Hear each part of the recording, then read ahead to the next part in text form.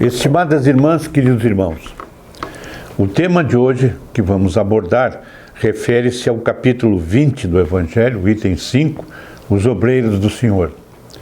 E que Kardec, através dessa obra, nos recomenda? Ele nos lembra que os tempos estão chegados, já naquela oportunidade. Então vejamos agora, o momento em que vivemos, que é um momento de turbulência para todos nós, de insegurança, de incerteza para muitos até. Então, qual é a recomendação do nosso querido mestre Allan Kardec? Que preguemos a palavra divina a todos, a palavra que traz a esperança aos necessitados, ou seja, vamos buscar no Evangelho de Jesus as palavras consoladoras a todos aqueles que batem a nossa porta nos nossos centros espíritas. Vamos falar também a todos, recomenda o nosso mestre, sobre a reencarnação, sobre a necessidade que temos em reencarnando, cumprir as metas que decidimos, que nos comprometemos antes de reencarnar.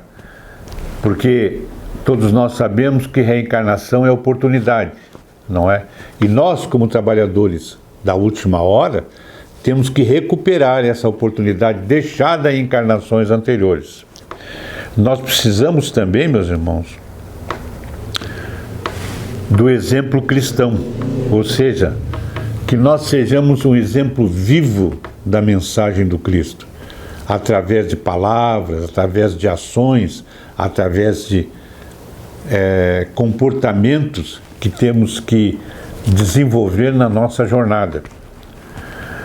Nós precisamos também lembrar a todos, meus irmãos, que a nossa passagem, ela é uma passagem transitória, que nós não possamos pensar em nos apegar aos bens materiais, esquecendo os bens do espírito, porque o tempo voa. Hoje nós temos uma idade jovem, amanhã estaremos já mais velhos. Esse que vos fala já tem algumas décadas, ou muitas décadas, melhor dizendo. E precisamos então entender que a materialidade ela fica, a espiritualidade se consagra. Então nós precisamos ter a consciência desse detalhe. Lembra também o nosso amado irmão Allan Kardec que haverá emboscadas na nossa jornada. Quais são elas?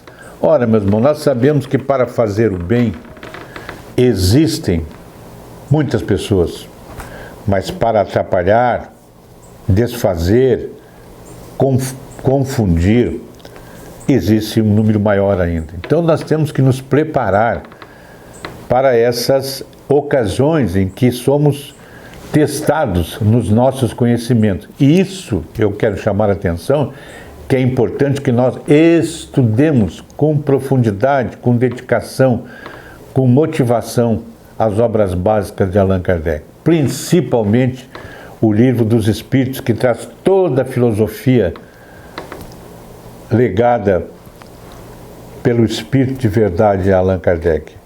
Então, meus irmãos, não podemos esquecer de que se não estivermos preparados, as emboscadas nos encontrarão, não é? O nosso querido Divaldo Pereira Franco estuda o Livro dos Espíritos desde a sua juventude. São mais de 60 anos, mais de 70 anos estudando dedicadamente aquela obra maravilhosa. Nós temos o Livro dos Médiuns, que é, de uma certa forma, a ciência espírita, a comunicação entre o mundo físico e o mundo espiritual, que nos orienta sobre os detalhes, os meandros da mediunidade, porque nós sabemos que Allan Kardec nos lembra ainda também que 99% das pessoas são médiuns, têm o dom da mediunidade. Agora, o médium da doutrina espírita é aquele estudioso, aquele que compreende, aquele que analisa aquele que não aceita qualquer manifestação vinda de espírito qualquer, aquele que aprende que os bons espíritos trazem apenas as boas lições para todos nós. Não trazem fofocas, não trazem conselhos vãos, fúteis, mas trazem instruções a todos nós.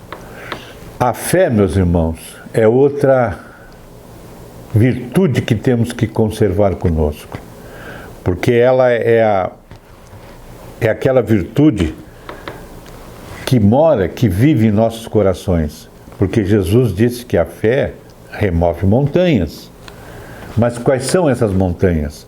São as montanhas das nossas incertezas, aquelas montanhas que ainda não podemos ultrapassar, e só as ultrapassaremos com a fé em nossos corações. Nós vamos enfrentar também, meus irmãos, momentos em que a coragem e a fé deverão estar conosco, porque nesses dias de turbulência, as armadilhas, todas elas, se não tivermos fé, nos apanharão. Mesmo sabendo, meus irmãos, que estamos sob a proteção divina. E o que o nosso mestre naquela obra, naquela lição, o obreiro do Senhor nos recomenda? Que nós nos unamos. Entre nós, os trabalhadores da seara do Pai, forçando cada vez mais uma integração entre nós, consolidando os nossos laços de amizade e de amor. Para quê, meu irmão? Para constituirmos uma base sólida para construir uma nova condição de espiritualidade. Trabalhemos irmanados, unindo os nossos esforços na jornada ao amor de Deus e ao próximo. Congreguemos nossos irmãos no bom combate, como pregou Paulo de Tarso. E ele dizia, nos negou na sua obra, quando disse: combati o bom combate. Haverão muitas batalhas, meus irmãos, nós temos certeza disso.